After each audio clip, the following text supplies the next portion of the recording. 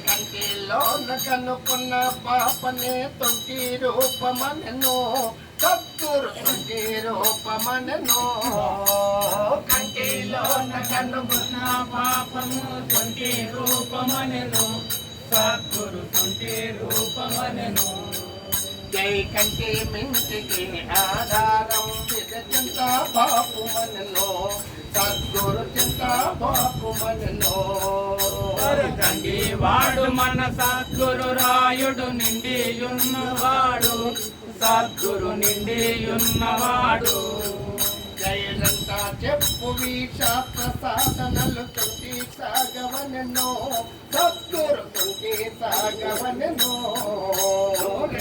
చెప్పు శాస్త్ర సాధనలు తొంటి సాగవనెను సద్గురు తొంటి సాగవనెను ఏ తంకాలేని నిజమైనది రాజమార్గమనెను సద్గురు రాజమార్గమనెను తండ్రి వాడు మన సద్గురు రాయుడు నిండి ఉన్నవాడు సద్గురు నిండి ఉన్నవాడు రెండు లేక రెండు కాకత నిండి ఉన్నవాడు సద్గురు నిండి ఉన్నవాడు రెండు లేక రెండు గాకత నిండి ఉన్నవాడు సద్గురు నిండి ఉన్నవాడు జై ఉన్న దానిలో లేనిదెప్పుడు లేని లేదు వనెను సద్గురు లేని లేదు వనెను ఉన్న దానిలో లేనిదెన్నడూ లేనే లేదు అనెను సద్గురు లేనే లేదు అనెను జై కన్ను ముందర కన్ను వెనుకనే ఉన్నద చలమనెను సద్గురు ఉన్నద చలమనెను తండ్రి వాడు మన సద్గురు రాయుడు నిండి ఉన్నవాడు సద్గురు నిండి ఉన్నవాడు జై అహం బ్రహ్మమనే అహంకారమే తిరిగి వచ్చు మనెను సద్గురు తిరిగి వచ్చు మనెను అహం బ్రహ్మమనే అహంకారమే తిరిగి వచ్చు మనెను సద్గురు తిరిగి వచ్చు మనెను జై అహం నిత్యల్ నిజబోధ మననమే తిరిగి రానిదనెను సద్గురు తిరిగి రానిదనెను తండ్రి వాడు మన సద్గురు రాయుడు నిండి ఉన్నవాడు సద్గురు నిండి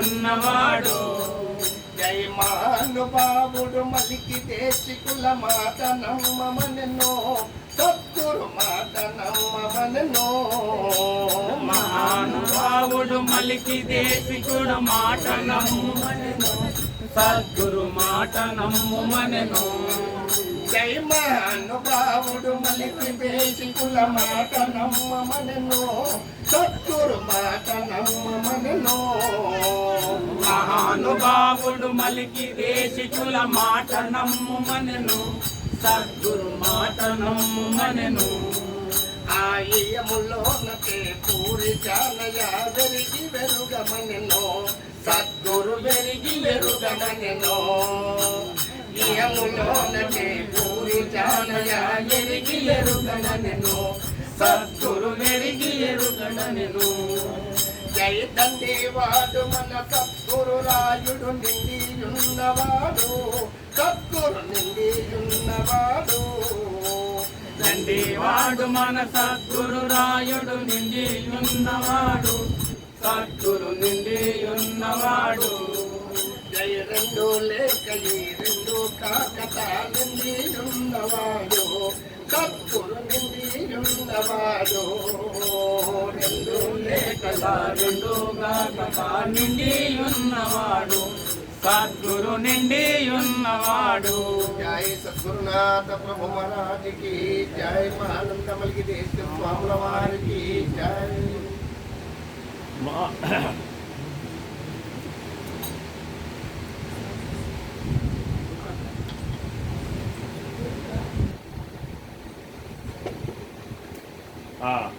ఆ పాడిన పాట మామూలుగా పాడకుండా ఇందాక చదివినట్టుగా మామూలుగా చదివితే అర్థం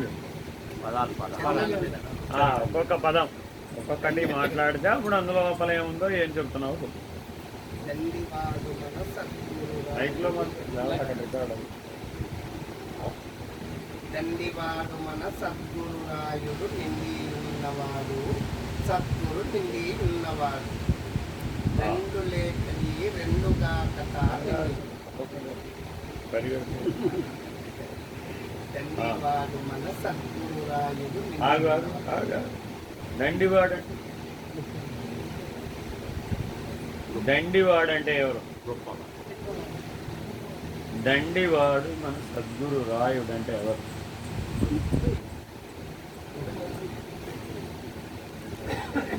నారద పరివ్రాజకోపనిషత్తు దండి అంటే ఏమిటో నిర్ణయించింది. ఆయన దండి. మనం మాట్లాడుకునే ఈ వ్యవహారంలో చెప్పలేదు. కుటీచకుడు, బహుదకుడు, హంస, పరమహంస, ఏకదండి, త్రిదండి, వీళ్ళని సద్గురువులు అంటారు. సన్యాసాశ్రమం, సూర్యాశ్రమాన్ని ధరించినటువంటి వాళ్ళు ఈ స్థాయి భేదంగా ఉంటారు. ఇందులో దండి అనేటటువంటి స్థాయి వరకు వచ్చిన వాడు ఎవడైతే ఉన్నాడో అటువంటి వాడు మా సద్గురు రాయుడు అని చెప్తున్నాడు. అటువంటి వాడైతేనే ఆ సమస్యలు తీరుస్తాడు. దండి అంటే గొప్పవాడు నువ్వు చెప్పుకునే అర్థాలు కావాలి. వాడి స్థితి అలా ఉండాలి. మనలో ఒక దండం ఉంది. ఎక్కడుంది? ఎక్కడుంది మన దండం? దండం అంటే ఏమిటి? కర్ర. దండం అంటే ఏమిటి? కర్ర.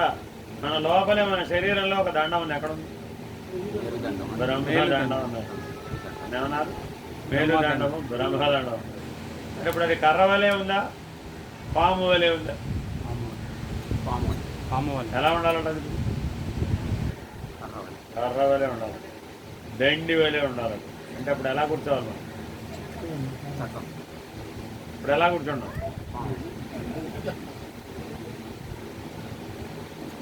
కానీ పూర్వం సద్గురువులు ఎప్పుడు ఎలా కూర్చున్నామండి? సమాధినిష్ఠులై ఎప్పుడు దృష్టి నిటలాక్ష మధ్యంలో, మూర్ధని స్థానంలో కానీ సహస్రారంలో లేదా బ్రహ్మరంధ్రంలో ఇక్కడ దృష్టి నిలిపి సమాధినిష్ఠులై అలా కూర్చు. అలా ఏమని పిలుస్తారు? దండి. అలాంటి అనుభవం ఉన్నవాడైతే ఈ తర్వాతవన్నీ చెప్తాడు. అటువంటి వాడిని వెళ్ళి అడగాలట. ఇప్పుడు ఎటువంటి గురువుని వెతకాలట మనం? ఇప్పుడు పానపాములాగా ఉన్నవాడినా, రాతుపాములాగా ఉన్నవాడినా? దండి అర్థమైన మంత్రి పదానికి. కాబట్టి ఎటువంటి నువ్వు చూడగానే తెలుసుకోవాలట. ఓ ఈయన నాకు సమాధానం చెప్పు, నా సందేహం తీర్చగలరు. నేను చూడగానే అర్థమైపోతాడు నీకు, అంతే. నేనేం చెప్పలా. ఇప్పుడు ఎంతగానో చెప్పాడా? చెప్పలే. చూడగానే ఏమర్థమైపోయింది? నా సందేహాలు సమాధానం. ఎందుకని? దండి నిటారుగా కూర్చున్నాడు, సమాధినిష్ఠుడే. అంతేనా కదా? మీరందరూ పొద్దున పాద నమస్కారాలు చేసినప్పుడు కొంతమంది కాళ్ళు పట్టుకున్నారా, కొంతమంది కాళ్ళు ఏమో నొక్కారు. అవునా కదా? ఎందుకు కాళ్ళు నొక్కాలి? ఎందుకు నొక్కాలి? బయటకు రారా బాబా అని అడగడం. అదేమిటంటే ఆయన ఎక్కడో చూపు ఎక్కడో పెట్టుకుని ఉన్నాడు. కాళ్ళు పట్టుకుంటే ఆయనకి స్పృహ లేదు, స్పర్శ లేదు, తెలివి రావడం అలా బయటికి. అందుకని బ్రతిమిలాడడం అనమాట. ఆయన కొద్దిగా సమాధిని ఇష్టం బయటికి రా నాయన అని కాళ్ళు పట్టుకుని కాళ్ళు నొక్కుతూ పాద సంవాహనం చేస్తూ బయటికి రమ్మని ప్రార్థించడం. అప్పుడు ఇవన్నీ మనం తెలిసే చేసామంటారా? పొద్దున తెలిసి చేస్తే ఏమైంది? జ్ఞానమైంది. ఒకటే గుర్తుపెట్టు. తెలిసి చేస్తే జ్ఞానం, తెలియక చేస్తే అజ్ఞానం. అంతే. ఏదైనా అంతే. కాబట్టి ఏదైనా సరే ఎట్లా చేయాలి? తెలిసి చేయాలి. తెలిసి చేయాలంటే నీ గురువు ఎటువంటి వాడే ఉండాలి? తెలిసిన వాడే ఉండాలి. దండి మామూలుగా తెలిస్తే లాభం లేదు. ఎప్పుడూ అలాగే ఉండాలట. మనం అందరం నిద్రపోతున్నాం లేదు? ఎట్లా నిద్రపోతాం? 3 అంకేసా 33 అంకేసా. మనం నిద్రపోతున్నప్పుడు పక్కవాడిని చూడమన్నా ఎన్ని అంకెలు వేస్తున్నాడు మనం? 3 అంకేస్తామా లేదు? ఎన్నిసార్లు దొరుకుతాం అటు ఇటు? ఎంత సైజు బెడ్ కావాలి మనకి? 3x3 సరిపోతుందా? 3x6 సరిపోతుందా? 6x6 సరిపోతుందా? ఎందుకని మనం దొరలేదాన్ని బట్టి కదా. మరి దండి అయిన వాడు ఎలా పడుకుంటాడు? కర్ర వల్లే పడుకుంటాడు.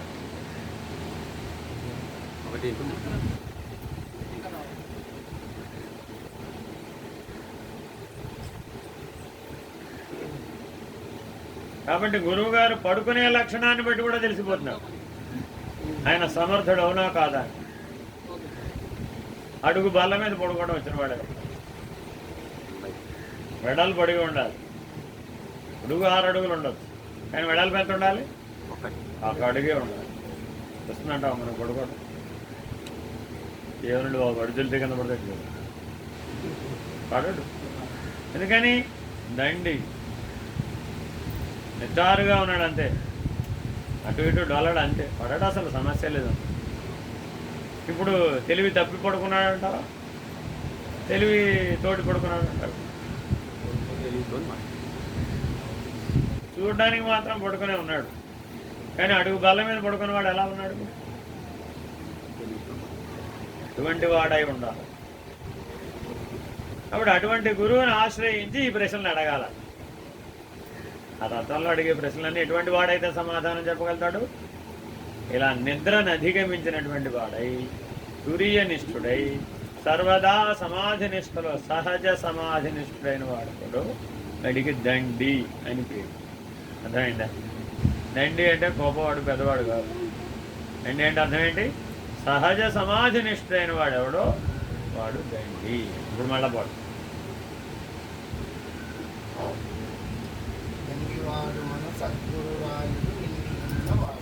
ఎక్కడ నిండి ఉన్నాడు ఇప్పుడు? సహజ సమాధి నిష్ఠుడైన వాడు ఎక్కడ నిండి ఉన్నాడు? ఎక్కడ నిండి ఉన్నాడు? ప్రశ్న రావాలా? నిండి ఉన్నాడు అంటున్నాం. ఎక్కడ నిండి ఉన్నాడు అంటే ఉండడానికి ఎన్ని చోట్లయితే ఉన్నాయో అంతటా నిండి ఉంది.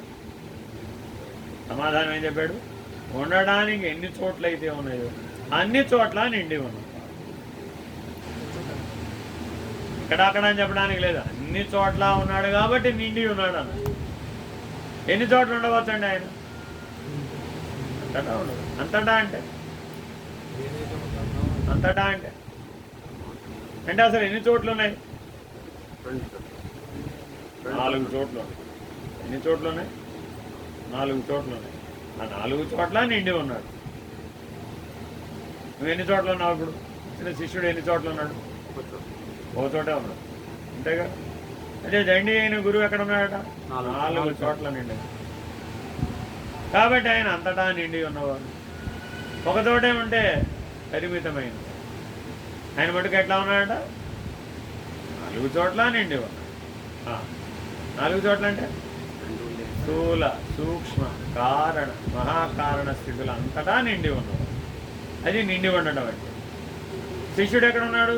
స్థూలంలోనే ఉన్నాడు. అంటే మిగిలిన 3 తెలియదు. గురువుకి ఏం తెలిసి ఉంటాయి?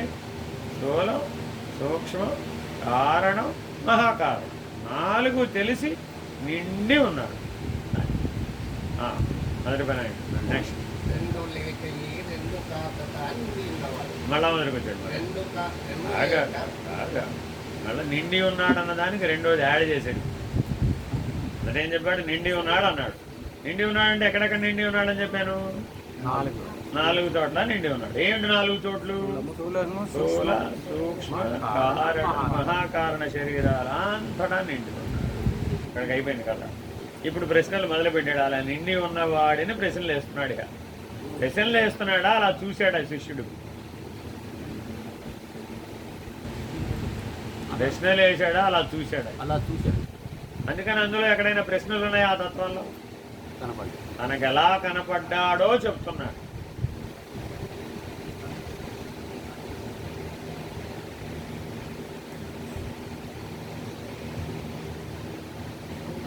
ఎలా కనపడ్డాడు ఇప్పుడు? మళ్ళా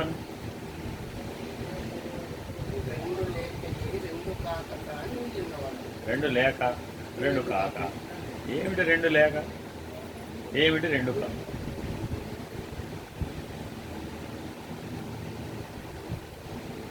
అంటే అందులో ఏదో మర్మం ఉంది. అంతేనా? ఏమిటి ఆ రెండు? ఈ రెండు ఏమిటి, ఆ రెండు ఏమిటి? ఒక రెండేమో పిండాండం బ్రహ్మాండం, మరో రెండేమిటి? పిండాండములోని అహము, బ్రహ్మాండములోని అహము. ఈ రెండు లేక, ఆ రెండు కాక. అంటే పిండాండములోనూ లేడు, బ్రహ్మాండములోనూ లేడు. పిండాండములోని అహము కాదు, బ్రహ్మాండములోని అహము కాదు. అహమునేమో కాదనాలి, చోటునేమో లేదనాలి. మనమేం చేస్తాం? చోటునేమో కాదంటున్నాం, అహమునేమో లేదంటున్నాం. రివర్స్ అయిపోయి శిష్యుడు చేసే పొరపాటు ఏమిటి? ఇప్పుడు నేను లేనివాడిని అంటున్నాను. నేను లేవకూడదు, లేదనాలా కాదనాలి. అహాన్నేమో కాదనాలి, ఉనికినేమో లేదనాలి. ఎంత తేడా ఉంటుంది. వేదాంతం సరిగా అర్థం కాకపోతే ఒకదానికి వాడవలసింది మరొకదానికి వాడేసాం. అంతేనా? మందుల షాప్ వాడి దగ్గరికి వెళ్ళామండి, ఏదో చెప్పాం మన వాడికి జ్వరం వచ్చింది, ఒళ్ళు నొప్పులు వచ్చినాయి, జలుబు వచ్చింది, అదే ఇది ఇదే చెప్తే వాడు ఏం చేశాడు? ఈ డబ్బాలో మందు వేసుకున్నాడు. అది ఈ డబ్బాలో ముందో ఆ డబ్బాలో ముందో వాడికి గుర్తించలేదు. ఏమైపోయింది అప్పుడు?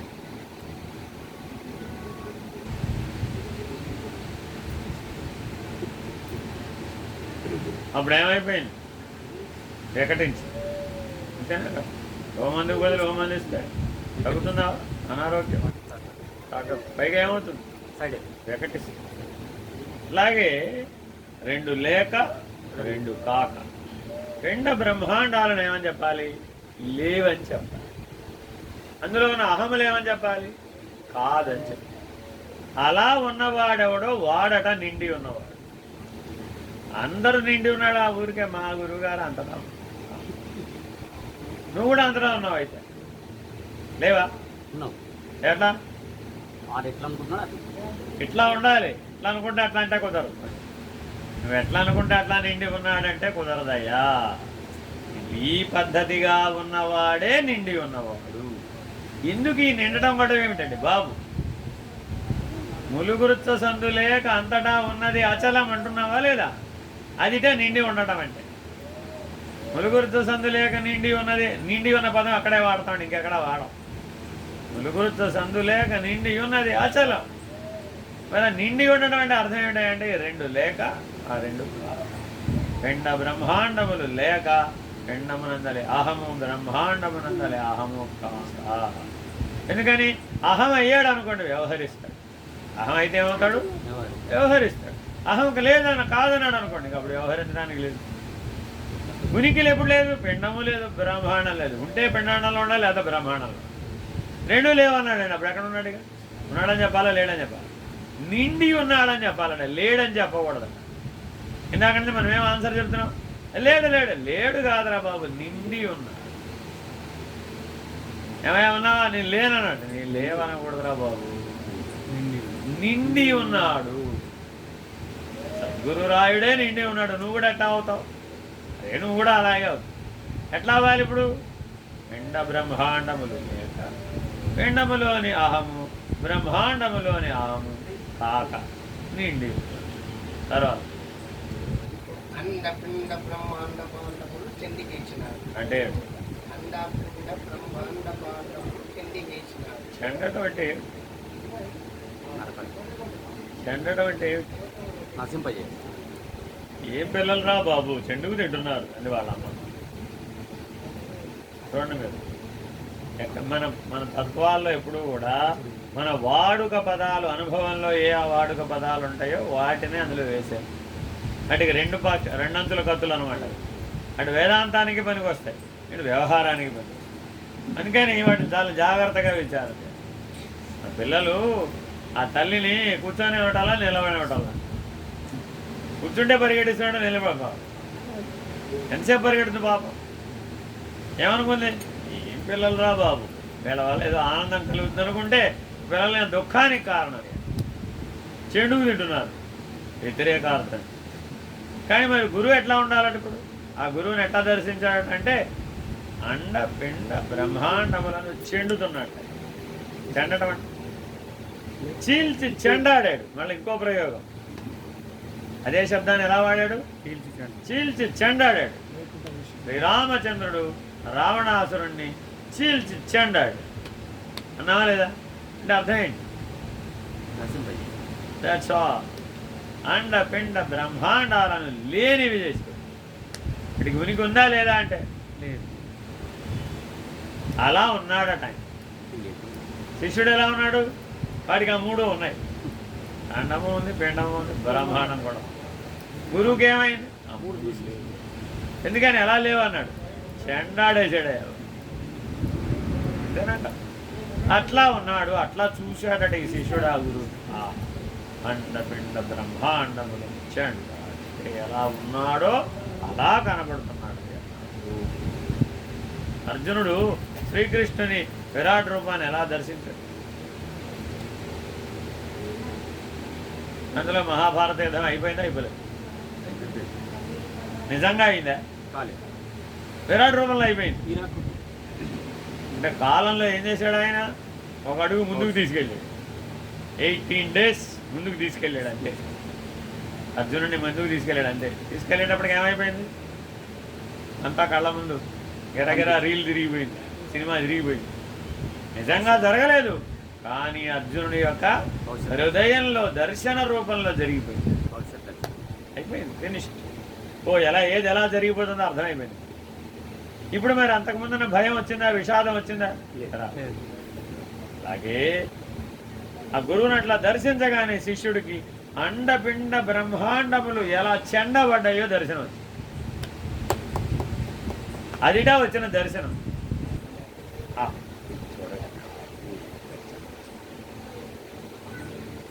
ఏదో అనుకున్నాను కానీ మా గురువు మహానుభావుడు. ఎట్లా మహానుభావుడు? ఏం చెప్పలేదు ఇంతవరకు. చెప్పాడా? ఏం చెప్పలే.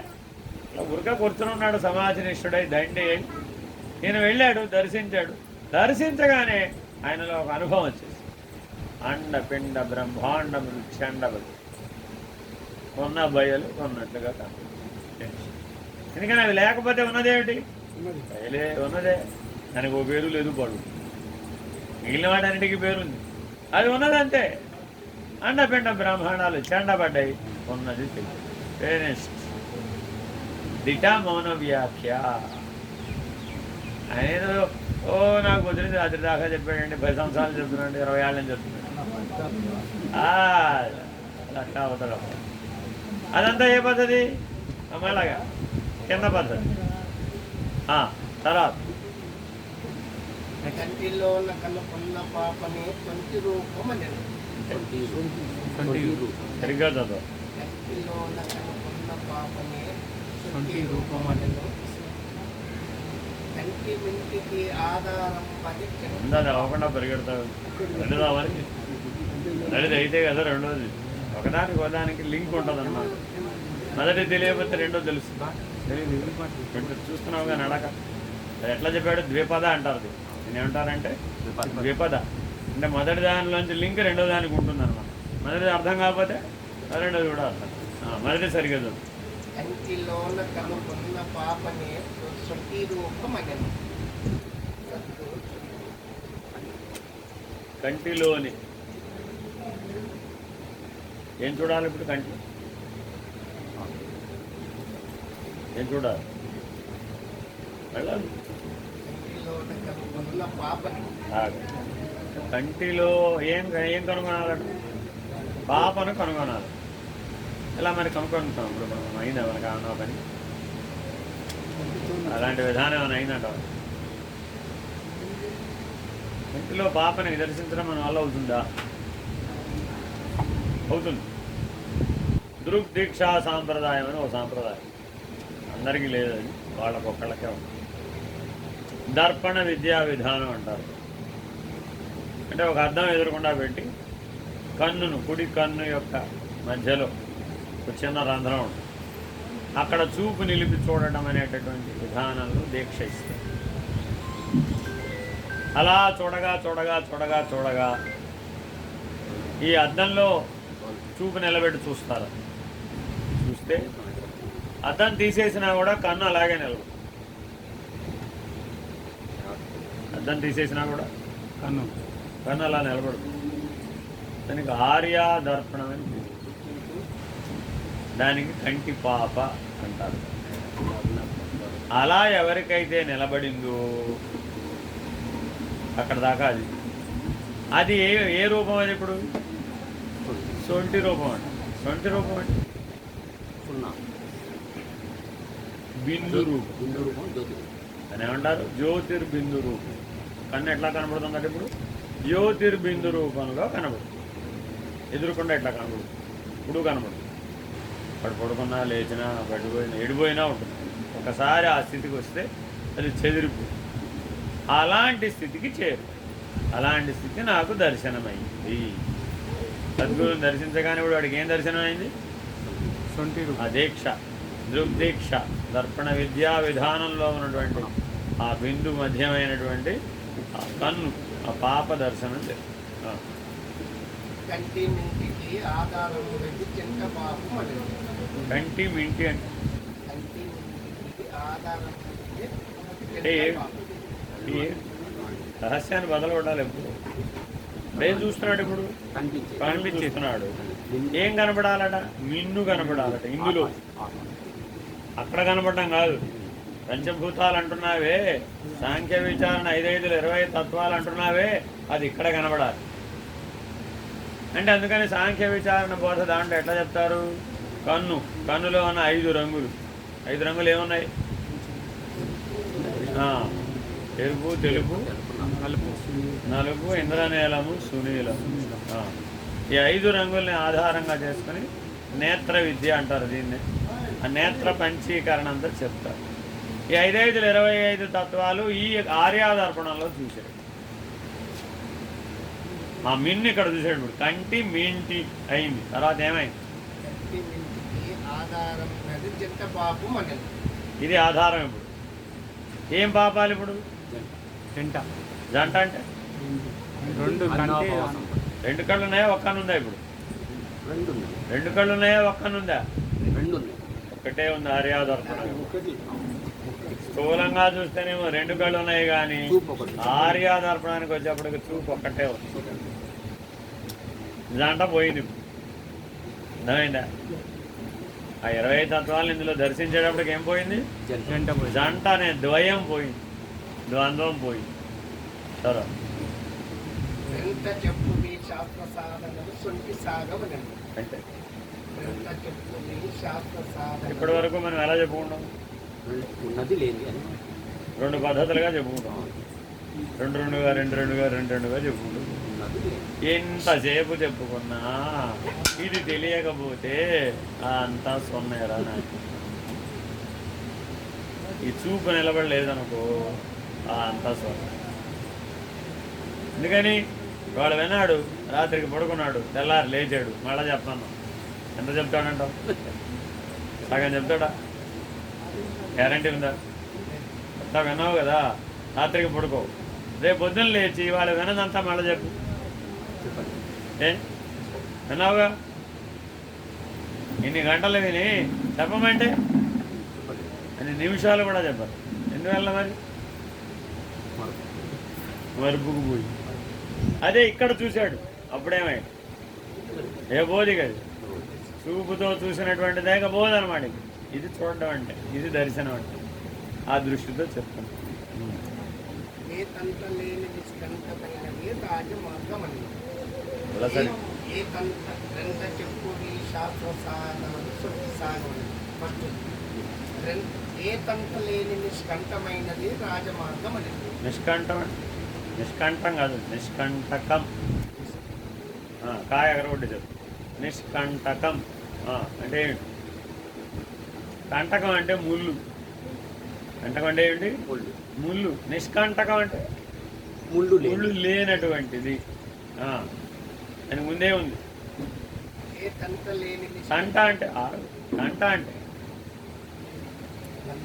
కంట అంటే కంట అంటే పంచాలి కొట్లాడు శ్రమ. కంట అంటే కష్టం, శ్రమ. ఈ మార్గం ఎటువంటిది అయ్యా అంటే ఏ శ్రమ లేదు, ఏ ముళ్ళు లేవు, అటువంటి రాజమార్గం ఇది. అంటే అర్థం ఏంటి? ఒకసారి ఆర్యాదర్పణం అనేది కనుక కుదిరితే వాడికి ఆ జన్మలోనే కడతేరటం సాధ్యము. అది ఏర్పడకపోతే కాబట్టి ఈ రాజయోగ మార్గాన్ని అనుసరించాలి నువ్వు. తర్పణ విద్యా విధానం అనే రాజయోగ మార్గాన్ని అనుసరించాలి. అహం బ్రహ్మమని అహంకారమే తిరిగి వచ్చు మనను. అంటే ఇద్దరు కనబడుతున్నారు. ఒకరెవరు? అహంకారం నేననేవాడు. రెండోవాడెవడు? అహం బ్రహ్మాస్మి అనేవాడు. వీళ్ళిద్దరికీ కూడా తిరిగి వచ్చే తాంటా ఉన్నది. ఇద్దరికి ఏముందయా అంటే తిరిగి వస్తున్నారు. ఏమిటండి తిరిగి రావడం? అంటే బింబమేమో అహం బ్రహ్మాస్మి, ప్రతిబింబమేమో అహంకారం. బింబం ఏమిటి? అహం బ్రహ్మాస్మి. ప్రతిబింబం ఏమిటి? అహంకారం. కాబట్టి బ్రహ్మాండ పరిధిలోనేమో అది తిరిగి వస్తుంది. బ్రహ్మాండ పరిధిలో అది తిరిగి వస్తుంది. పిండాండ పరిధిలో ఇది తిరిగి వస్తుంది. అది ఇక్కడ ఇది ఇక్కడ చెప్పకూడదు. అలా ఇలా పిండాండము బ్రహ్మాండాన్ని అంతకుముందు రెండు చెప్పాడు కదా. పిండాండ పరిధిలో ఏది తిరిగి వస్తుంది? అహంకారం తిరిగి వస్తుంది. బ్రహ్మాండ పరిధిలో ఏది తిరిగి వస్తుంది? అహం బ్రహ్మాస్మి తిరిగి వస్తుంది. ఇదేమో కర్మచక్రం, అదేమో కాలచక్రం. అలా తేడా ఉంది దీనికి. దాన్ని తెచ్చి ఇక్కడ చెప్తున్నారు. తప్పు అలా చెప్పకూడదు. దాంట్ అదేమో బ్రహ్మం, ఇదేంటిది? అహంకారం. ఇది అది ఒకటే అని చెప్పకూడదు. ఇది కర్మచక్రంలోని. ఇక్కడ అన్ని ద్వంద్వానుభవాలు ఉంటాయి. ఇక్కడ ద్వంద్వం అంటే పొద్దున్న చెప్పాను. ద్వంద్వం అంటే ఏంటి? రెండు ఒకటి ఉంటే ఒకటి ఉండదు, ఒకటి తీస్తే ఒకటి ఉండదు. అట్ట కుదరదు. అర్థమైందా? కింద కర్మచక్రం, ఇక్కడంతా ద్వంద్వానుభవాలు. అక్కడ అలా ఉండదు, అది ఏకత్వం. కానీ అది కాలచక్రం, చాలా విశేషమైనది. కర్మచక్రంలాగా ఊరికే ఏదో ఓ అంటే పోయేది కాదు, చాలా అంత సులభం కాదు. కానీ బయలు నిర్ణయం అవ్వాలంటే, పరిపూర్ణ నిర్ణయం అవ్వాలంటే ఈ రెండింటిని దాటాలి అని చెప్పి అహర్నిష్కల్లిక బోధమనమే తిరిగి రానిదగదు. అహర్నిశలు నిష్కలు కాదు, అది అహర్నిశలు. అహర్నిశలు అంటే అహం అంటే పగలు, నిశ అంటే రాత్రి. పగలు రాత్రి గుర్తించకుండా ఉండేటట్లుగా నిజ బోధను మననం చేయి. ఇప్పుడు మనం మననం చేస్తున్నాం లేదా? పగలు రాత్రి గుర్తుంటుందా? ఇప్పుడు పగలా రాత్రి? అయితే పోయి 0 ఫెయిల్. అప్పుడు ఫెయిలే. పగలని రాత్రని గుర్తించకుండా, తెలివి బయటికి రాకుండా అందులోనే నిమగ్నమైపోయి ఉండేటట్లుగా చెయ్యాలి ఈ దర్పణ విద్య. దర్పణ విద్య ఎవడు కుదురుతున్నాయా అంటే పగలు రాత్రి ఎవరికైతే తెలుసుకునే దశ లేదు, అలా మునిగిపోవాలట ఇందులో, వాడి కుదురు. అంతేగాని నేనేదో మా గురువు గారు చెప్పిన బాగా పాటలు వచ్చాయి, బాగా బాగా పాటలు బాగా, మాటలు బాగా, బోధలు బాగా, వాక్యాలు బాగా. పగలు రాత్రి తెలుసా తెలీదని గుర్తిస్తున్నావా లేదా? గుర్తిస్తున్నావా? ఫెయిల్. మళ్ళీ ఎప్పుడు రావాలి? గుర్తించినప్పుడు రా, మళ్ళీ అప్పుడు చూద్దాం. పూర్వం పెద్దలు ఇలాగే చెప్పేవాడు. అని ఏమైనా పట్టుకుని వెళ్ళేవాడు అనుకో, పుస్తకం పట్టుకుని, ఇప్పుడు ఏంటి ఇప్పుడు పగలా రాత్రా అని అడిగి, ఏదో చెప్తాం కదా పగలానో రాత్రనో, వెళ్ళిరా అయితే అవి నీకు అవి కనపడినప్పుడు రా. కాబట్టి మననం ఎట్లా చేయాలని ఇప్పుడు? రాత్రి అనేవాడు ఏం లేదు అసలు వాడికి. ఇది పగలనేది రాత్రిని గుర్తించి తెలివి అసలు బయటకు వచ్చే పరిస్థితి ఎప్పుడు లోపల అంతర్ముఖం, బహిర్ముఖం లేదు. అలా ఉన్నటువంటి వాడు నిజ గురువును ఆశ్రయించాడు. మనం అందరం నిజ గురువు అంటున్నాం లేదా? ఏమిటి నిజ గురువు అంటే? అహర్నిశలు, పగలు రాత్రి అనే తెలివి పూర్తిగా పోయింది. ఎవరి ప్రభావం వల్ల అయితే అది పోయింది ఆయన నిజ గురువు. ఎవరికైతే పోయిందో వాడు నిజ శిష్యుడు. ఇప్పుడు మనం అందరం శిష్యులు అనే చెప్పుకున్నాం. శిష్యులమా నిజ శిష్యులమా? శిష్యులు. నిజ శిష్యులు అనాలంటే ధైర్యం చాలు. అందుకని అంటే పగలు రాత్రి తెలుసుకోవడం కుదరదు. ఇక ఆ స్థితిలో ఉంటాడు వాడు. దాని గుర్తించాడంటే పోయింది, మళ్ళీ పోయేటప్పుడు అదైనా ఇలా జాగ్రత్తగా పట్టుకోవాలి. నిజబోధ అంటున్నాం మనం, అన్నా కదా. ఎక్కడ పడితే అక్కడ ఎలా పడితే అలా వాడేస్తున్నామండి. ఇక్కడ స్వరూప స్వభావాలతో మనకేం సంబంధం లేదు. మా గురువు గారు నిజ గురువు గారు, నేను నిజ శిష్యుడు. ఏం చెప్తాడండి? నిజబోధ చెప్తాడు. అబ్బా ఎంత బాగుంటాయో మాటలని కదా. ఏమిటి నిజబోధ అంటే? పగలు రాత్రి అసలు అహర్నిశలని వాడు తెలియదు. ఇక ఎన్ని పగల్లో ఎన్ని రాత్రులు వాడికి తెలియదు. అలా సహజ సమాధినిష్ఠుడై ఉండుట, అది నిజబోధ అంటే. గురువుగారు అట్లా సమాధినిష్ఠుడై ఉంటే ఆయన ఎదురుకుండా శిష్యుడు గారు కూడా అలా సమాధినిష్ఠుడై ఉండిపోయాడు. ఇద్దరికీ పగలు రాత్రి తేడా తెలియదు అంతే. ఆయన నిజ గురువు, అట్లా ఉన్నవాడు నిజ శిష్యుడు. అలా మౌనంతో సహజ సమాధినిష్టలో చెప్తున్నది ఏదైతే ఉందో, తెలియజేసినది ఏదైతే ఉందో, అది నిజబోధ.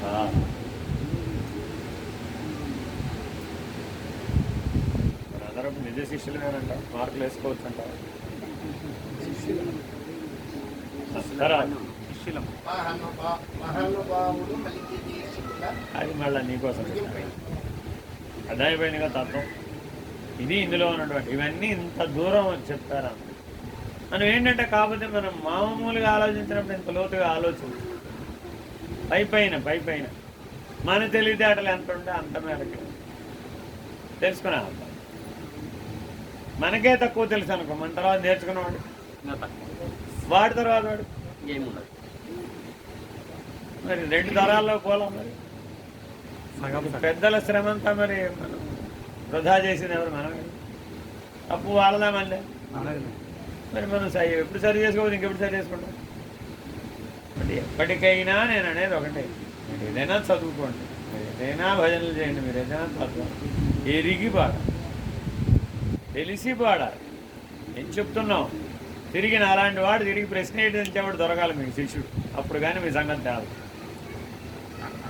చెప్పింది విని వెళ్ళిపోయే శిష్యులే దొరికారు కాబట్టి మీరంతా బాగుంది. అలాంటి వాడు దొరికాడు అనుకోండి, అప్పుడు తెలిసిపోతుంది మీ సత్తా. ప్రతి పదాన్ని పట్టుకుంటాడు. అదేంటో చెప్పమండి అంటే అదే చెప్పమంది. ఎందుకని అలా నిర్ధారణ చేయగలిగే సత్తా గురు బాగా గుర్తు. అప్పుడే నువ్వు ప్రమాణపూర్వకంగా చెప్పు. నువ్వు చెప్పిన ప్రమాణం నీ ఒక్కడికి కాదు, సకల మానవులకు సరిపోదు, సర్వులకు సరిపోదు, ఏ శాస్త్రానికైనా సరిపోదు, ఏ అనుభవానికైనా సరిపోదు, ఏ మార్గానికైనా సరిపోదు. అలా చెప్పగలగాలి, అది ప్రమాణం. ఎందుకు వాళ్ళు మహర్షులు అయ్యారు? మరి ఎందుకు వాళ్ళు ఋషులు అన్నాం మన వాళ్ళు? అలా చెప్పారు వాళ్ళు. ఎప్పుడు అలా ఉండి చెప్పారు అంతే. ఆ ఉండి చెప్పాడు, ఆ స్థితిలో ఉండి చెప్పాడు కాబట్టి అది ఎన్ని వేల సంవత్సరాల క్రితం అయినా సరే అదే సత్యం. నీకు తెలిసినా తెలియకపోయినా అదే సత్యం. ఎప్పటికైనా నువ్వు అది తెలుసుకోవాల్సింది, సందేహం లేదు. అప్పుడు తెలిస్తేనే జ్ఞానం. తెలియదు అన్నావు అప్పుడు అజ్ఞానం. కాబట్టి తప్పక ఎలా పలకాలట? మనం తెలిసి పలకాలి. సరిగా ఏమంటే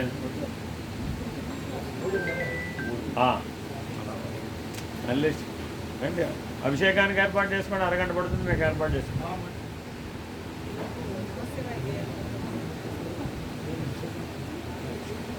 ఎవరైనా ఏదైనా పారాయణ చేయండి.